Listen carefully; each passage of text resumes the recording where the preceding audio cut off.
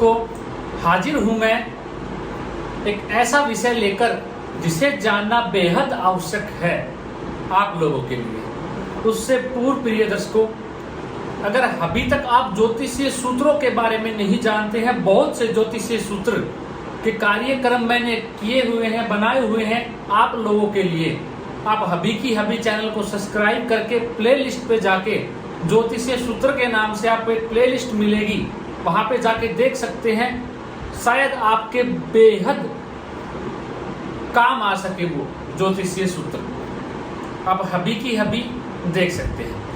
प्रिय दर्शकों, आपने सुना होगा, जाना होगा कि कुंडली में राजयोग बहुत हैं, लेकिन उसका प्रभाव हमें नहीं मिल पा रहा है। वही प्रिय दर्शकों, जो ग्रंथों में लिखा हुआ है वो ज्योतिषीय सूत्र मैं आज आपके लिए लेके आया हूं, जो जानना आपके लिए बेहद आवश्यक है। तो आज का हमारा सूत्र क्या कहता है, ध्यान से समझिएगा प्रिय दर्शकों इस चीज को। शायद आप इसे जानते भी हैं। पाप कर्त्री और शुभ कर्त्री योग के बारे में मैं बात करने जा रहा हूं। कब और कैसे उसका प्रभाव 50 गुना अधिक हो जाता है, और कब और कैसे 50 गुना उसका प्रभाव खत्म हो जाता है। राजयोग होने के बावजूद हमें फल की प्राप्ति नहीं हो पाती, और कई बार राजयोग भी नहीं है, उसके पश्चात भी बेहद श्रेष्ठ लाभ ले पा रहे हैं हम। किसके कारण, जानिएगा प्रिय दर्शकों। चंद्रमा, आप देखिए अपनी जन्म कुंडली अभी की हबी। शायद अभी तक आप मेरे दर्शक हैं तो जन्म कुंडली आपको आपकी याद हो गई होगी, कंठस्थ होगी, आपके दिमाग में पूरी आपकी कुंडली छप चुकी होगी। आप देखिए कि चंद्रमा किस भाव में बैठे हैं आपकी कुंडली में। चंद्रमा जिस भी भाव में बैठे हुए हों, कोई भी भाव हो 1 से 12, उसकी दोनों साइड, जैसे उदाहरण से मैं समझाता हूं, जैसे गुरु या शुक्र आ जाए। गुरु एक भाव, जैसे चंद्रमा चौथे भाव में बैठा हो, यहाँ पे गुरु हो, यहाँ पे शुक्र हो, या यहाँ पे गुरु हो, यहाँ पे शुक्र हो, या यहाँ पे बुध हो, यहाँ पे गुरु हो, या क्या हो प्रिय दर्शकों, यहाँ पे बुध हो, यहाँ पे शुक्र हो। मतलब कि शुभ ग्रह, कोई भी शुभ ग्रह चंद्रमा के आगे और पीछे दोनों साइड हो जाएं, तो प्रिय दर्शकों, शास्त्रों ने कहा, ऋषियों ने कहा, ऐसा जातक महाधनी होता है, लक्ष्मी से युक्त होता है, खूब मान प्रतिष्ठा सम्मान प्राप्त करने वाला होता है, और अपने जीवन में सफल कहलाता है। सबका एक ही मत निकला कि ऐसा जातक महाधनी होता है, खूब धनवान, लक्ष्मी का प्रिय होता है। प्रिय दर्शकों, अब यहाँ पे हमें क्या देखना है कि चंद्रमा पक्ष बल से, मैंने क्या बताया प्रिय दर्शकों को, चंद्रमा पक्ष बल से मजबूत होते हैं। लेकिन यहाँ पे अगर आपके चंद्रमा पक्ष बल से भी कमजोर हैं, लेकिन शुभ कर्तृ योग में हैं, तो भी आपको यही फल मिलने वाला है जो मैं आपको बता रहा हूं। और कहीं चंद्रमा आपकी कुंडली में शुक्ल पक्ष से भी मजबूत है और 12 से 18 अंश के बीच में है, तो आप यकीन मानिएगा इतना श्रेष्ठ फल आपको मिलने वाला है, चाहे कोई राजयोग आपकी कुंडली में ना हो। अब प्रिय दर्शकों, यहाँ पे एक चीज समझने की बात है। अब हमारी कुंडली में सबसे महत्वपूर्ण कौन सी कुंडलियां होती है, लगन कुंडली और चंद्र कुंडली।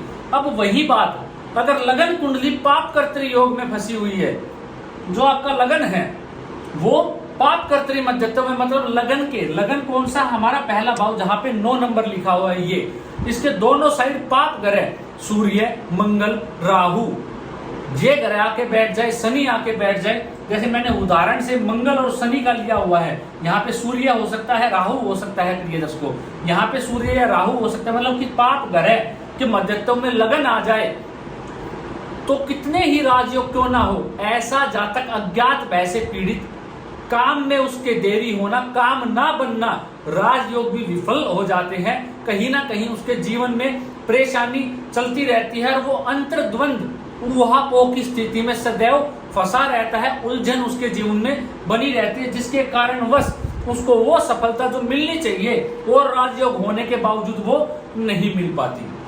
अब प्रिय दर्शकों, तीसरा पॉइंट समझिएगा इस चीज का। अगर कुंडली मान लेते हैं ये धनु लगन की कुंडली है, धनु लगन में लग्नेश जो सर्वप्रिय ग्रह है, कुंडली का सबसे मुख्य ग्रह जो है वो लग्नेश, अब वो पाप कर्तरी में आ जाए, मान लेते हैं यहाँ पे शनि, यहाँ पे सूर्य हो जाए, चंद्रमा को भूल जाइए, यहाँ पे सूर्य ग्रह हो जाए तो गुरु ग्रह पाप कर्त्री में आ जाएगा।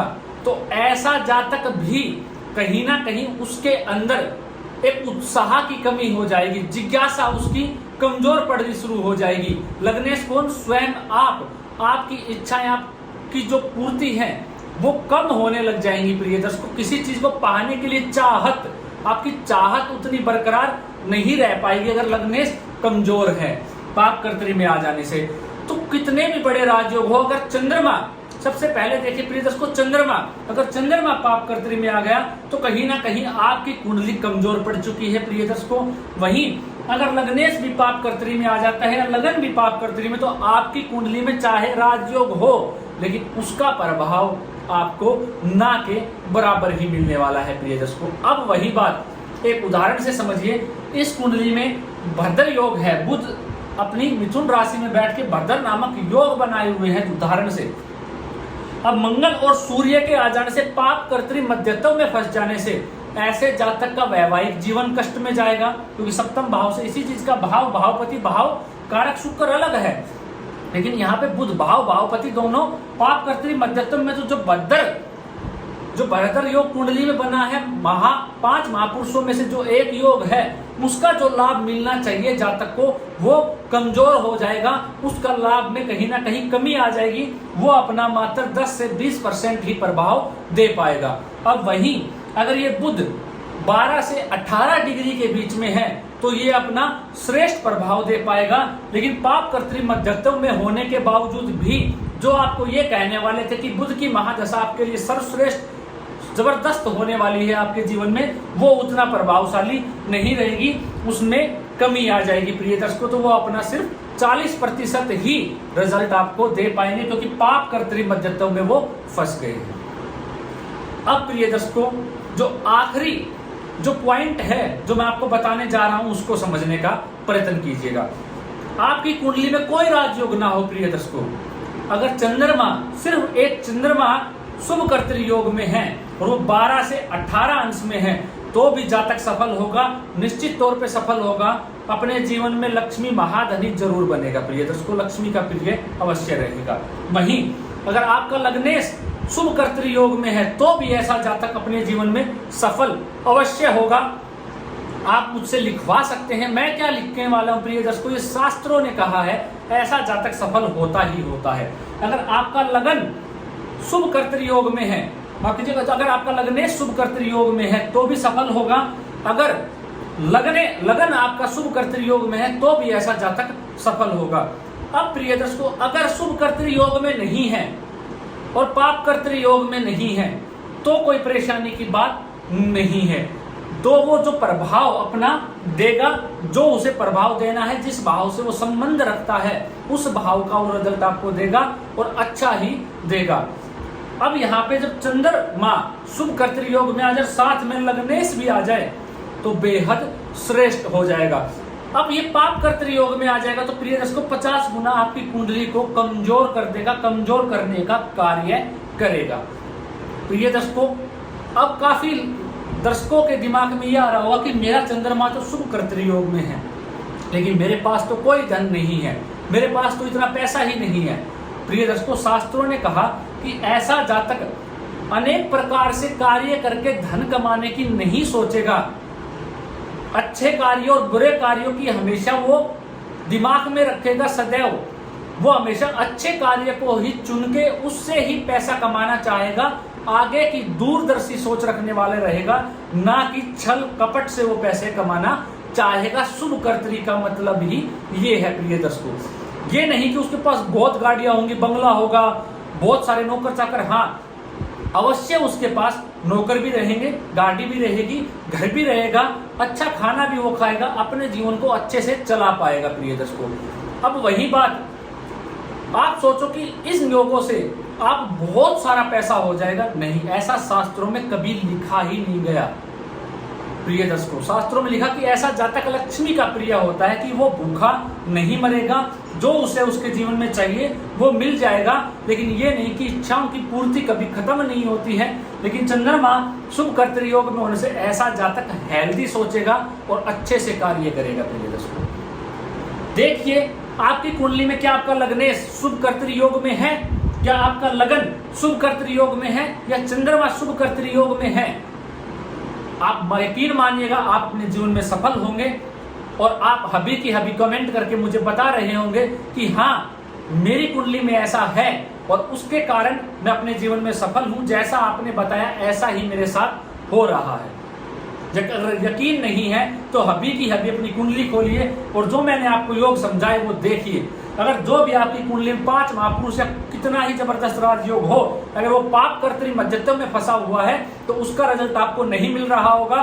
कितने ही राजयोग हो लेकिन फल नहीं मिल रहा होगा, आप परेशान होंगे। अगर कोई राजयोग नहीं भी है, कोई भी ग्रह शुभ कर्तरी योग में है, उसकी महादशा आई हुई है, तो आप श्रेष्ठ रिजल्ट भोग रहे होंगे। अभी की अभी कमेंट के माध्यम से मुझे बताइएगा प्रिय दर्शकों आपके साथ ऐसा हो रहा है या नहीं। आज के लिए इतना ही, इजाजत दीजिए मुझे, कोई नया कार्यक्रम लेकर आता हूं आप लोगों के लिए। अगर अभी तक आपने अपने कर्तव्य का निर्वाह नहीं किया है, मेरी मेहनत का आपने अभी तक फल नहीं दिया है, तो आप दे सकते हैं इस चैनल को सब्सक्राइब करके। आज के लिए इतना ही, नमस्कार।